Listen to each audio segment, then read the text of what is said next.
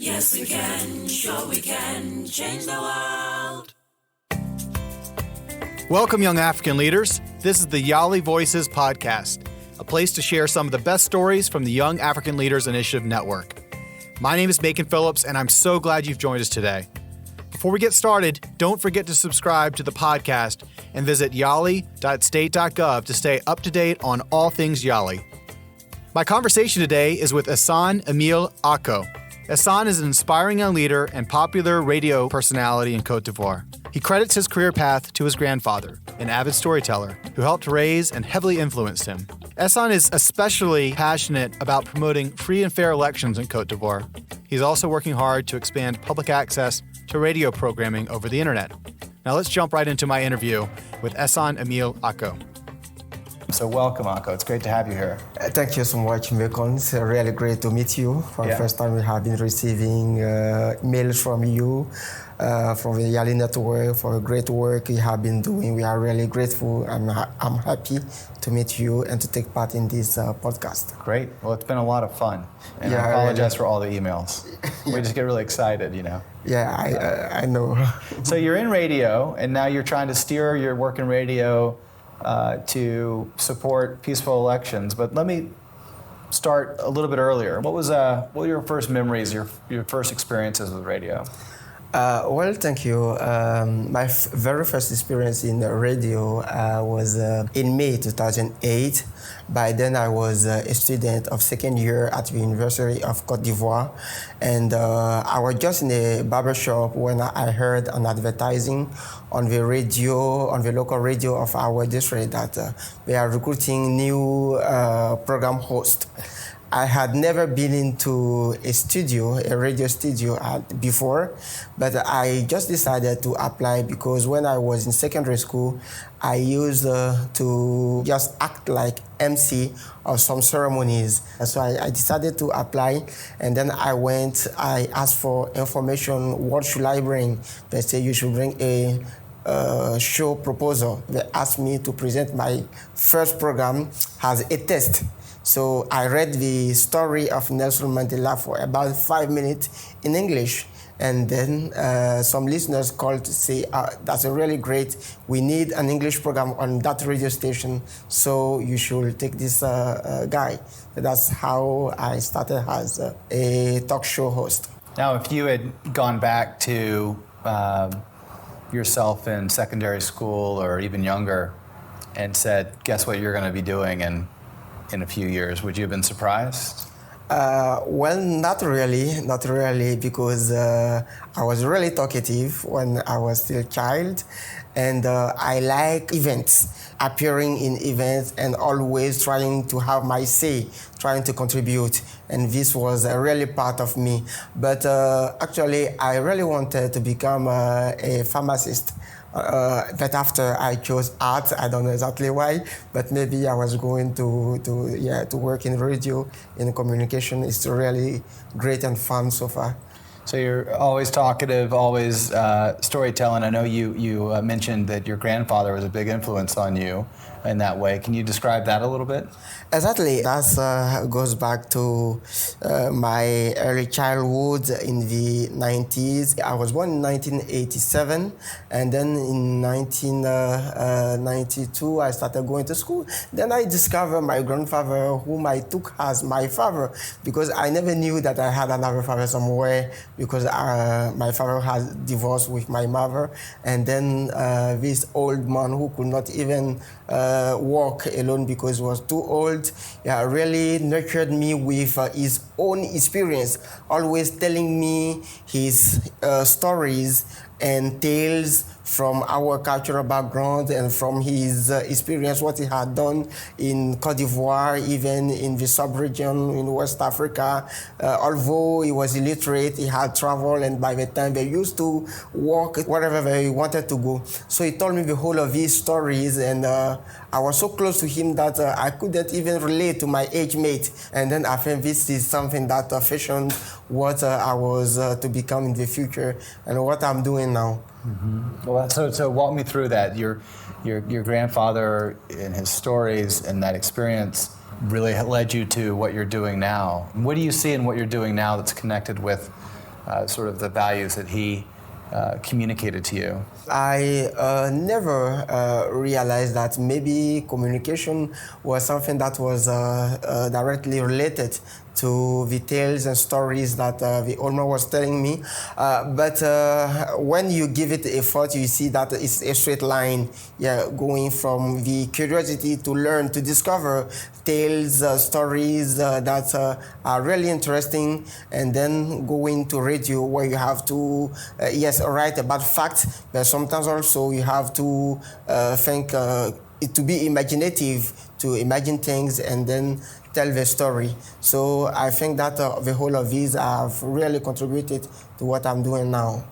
And so let's talk a little bit more about what you're doing now. So you're not only in radio, you also manage radio. You're in the business of radio, trying to think about how radio can not only be interesting, but actually be sustainable. Yeah. So talk to me a little bit about the challenges of being involved in radio right now in Côte d'Ivoire. Well, thank you. Radio is such a great, amazing, and interesting business for ones to be in. Unfortunately, for community radio stations, the law and policies around that are not really clear, so that people in radio stations don't have a clear status.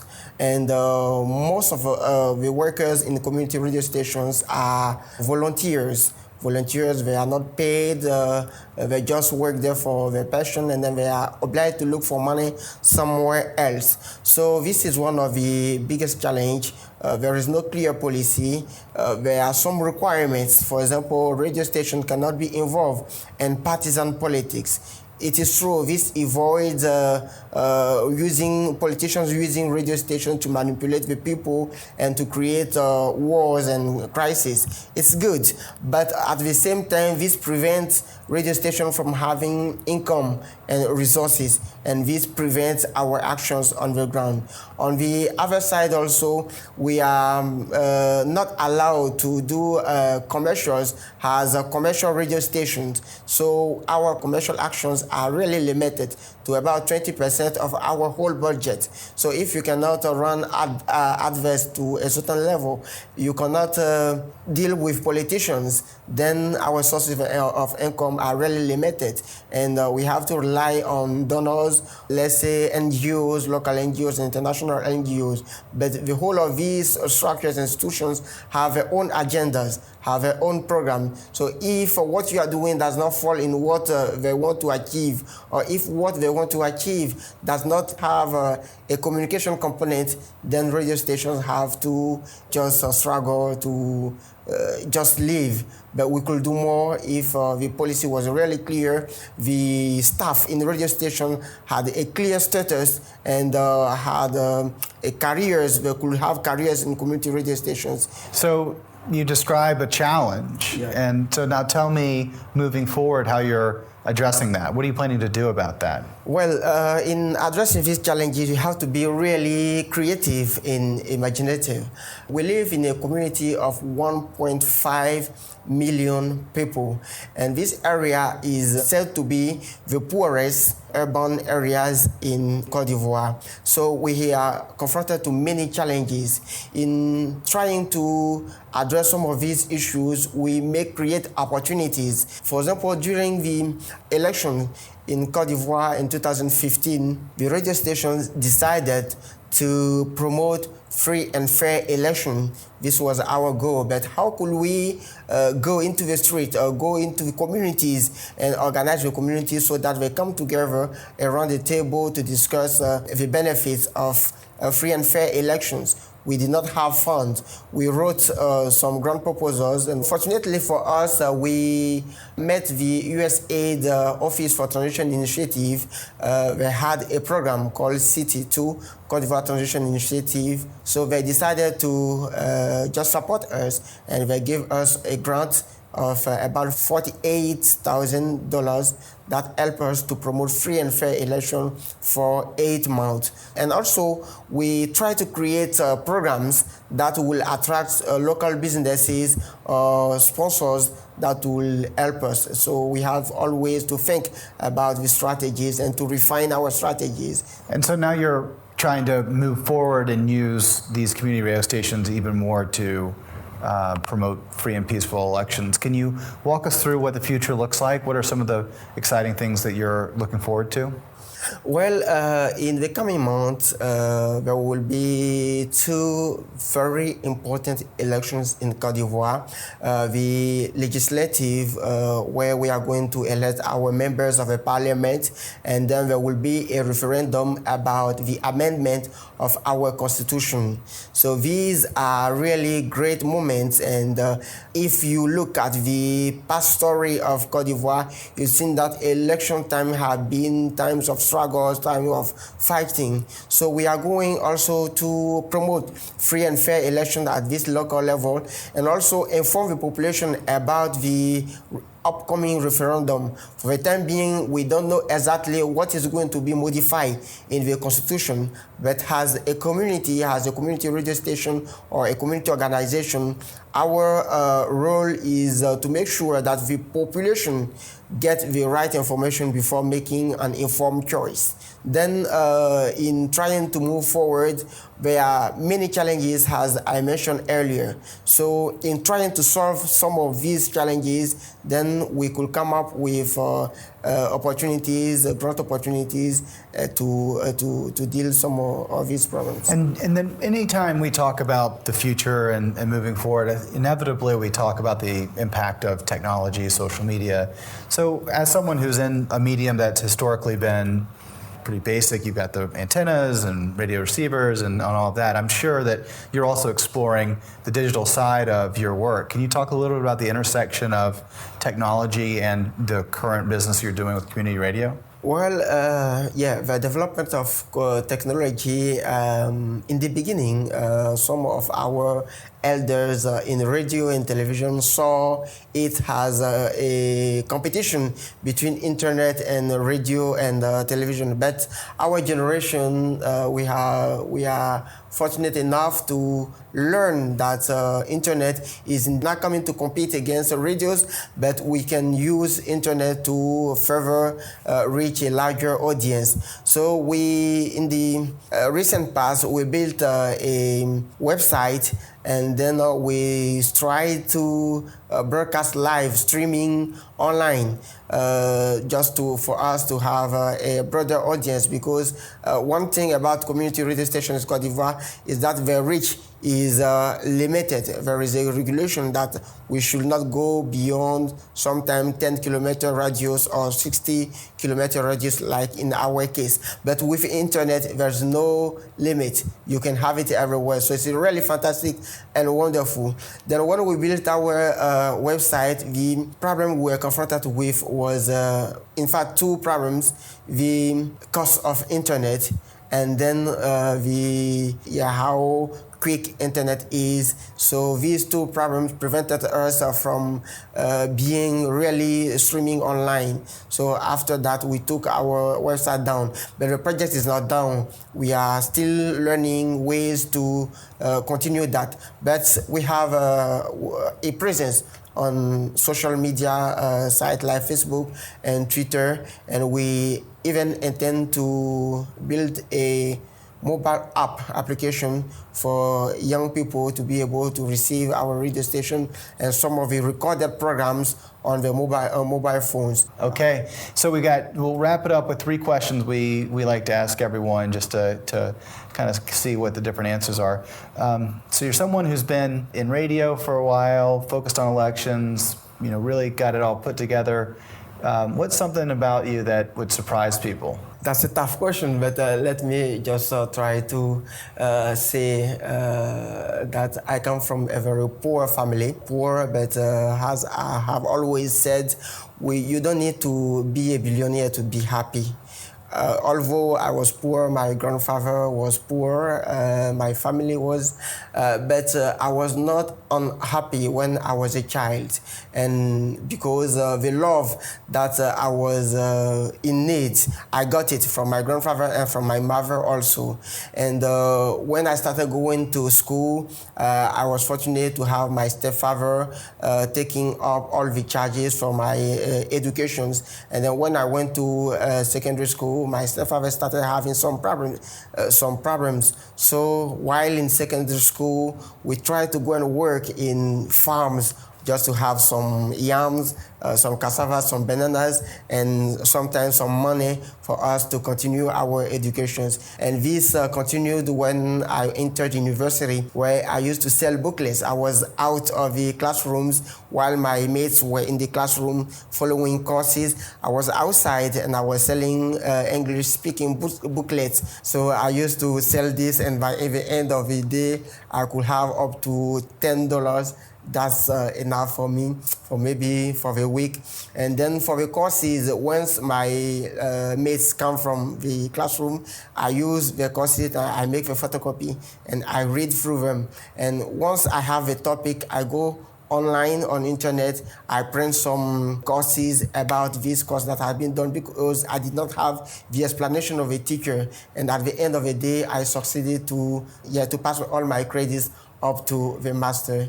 Man, that's amazing. So you would be outside selling these little books for next to nothing, make $10 worth of money out of it. Yes. Find your friends, photocopy their notes, study that, go online, watch the courses on the topic, and then still pass the test. And Exactly. Yes, this is what I did, and I did it for almost 5 years when I was at university. Well, it sounds to me like whatever you put your mind to, you're going to figure out. It seems it's pretty impressive. So let me ask you another question then. Okay.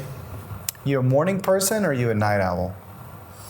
Yes, I mostly work better in the night. So I can stay up in the night up to maybe 3 o'clock, 3 a.m. working. But in the morning, it's really difficult for me to wake up and work. So yes, when I wake up, I have to do some sport, wash, and then go to where I'm going. But I really stay late in the night. Okay, that's great. And my final question is, if you could ask Barack Obama a question, what would your question for him be?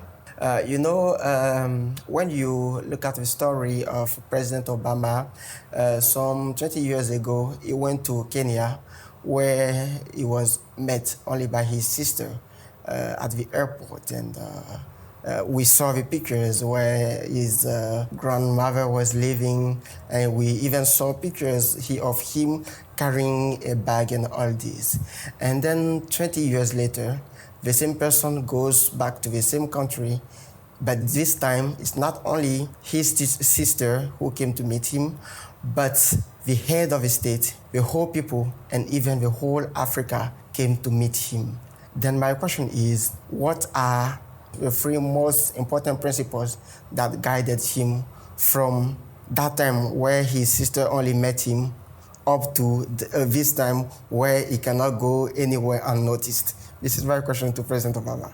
That's a great question, and within that question, I think you make some really important points, and certainly one of them is that he has received quite a lot of support from people across Africa, including a lot of young leaders, and I think that's part of what makes YALI so special. Is it's certainly a relationship between President Obama, but the United States generally, and young leaders across Africa like you. And I really appreciate you making time to share your story with us today. I want to thank everyone from YALI Network for tuning in today. And we will be back with another interview soon. Thanks, everyone. Have a great day. Essan's an incredible example of the power of perseverance. There's no doubt he's put the work in to achieve his goals and succeed. Thank you to Essan for sharing your story with us. If you'd like to get in touch with him, you can find him on Facebook under Essan Emile Ako. That's ESSAN EMILE AKO. He's also on Twitter.